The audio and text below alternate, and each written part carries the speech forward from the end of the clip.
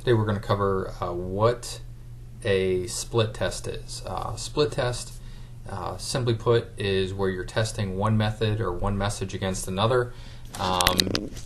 So, for example, if we're talking about a patient newsletter or a postcard or other piece of direct mail, and let's say we have a list of 6,000 past patients that we're mailing to, we might send 3,000 one way, which, for the sake of an example, let's say we're sending the message via postcard, and then we send 3,000 another way. So that might be in a folded letter formatted in an envelope, and we want to see which one has the better response. So maybe we have a promotion for a free exam day, something like that, and we send to 3,000 via postcard, and we get back 30, and then we send 3,000 via folded letter, and that brings back 150. So now we have we know one method results in 150 people coming in, and we know the other method results in 30 people coming in. So obviously we're going to be able to in the future make a wiser marketing decision and go strictly with that.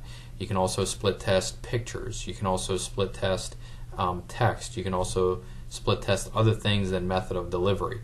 But as to do scientific marketing, the way that Claude Hopkins wrote it up in the 1920s in his book Scientific Marketing, we're always looking to do that. Test, test, test.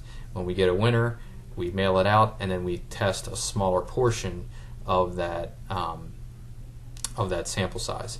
An example outside of physical therapy would be like a taste test. So you have the classic Coca-Cola and Pepsi taste test where and if you read the Malcolm Gladwell book, I think it's What the Dog Saw, or it might be Blink, where we make split-second decisions. So in the 80s, Coca-Cola classically changed their recipe that had worked for them for 80 years because Pepsi was crushing them in a taste test.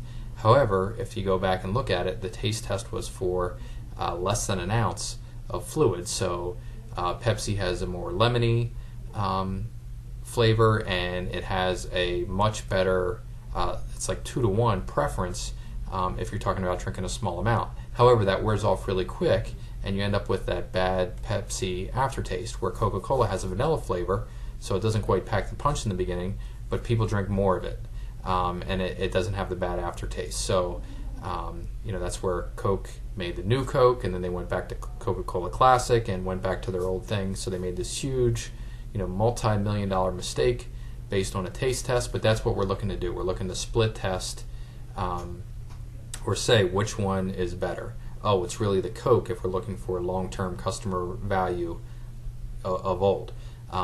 So that's what a split test is, and you can apply that in marketing.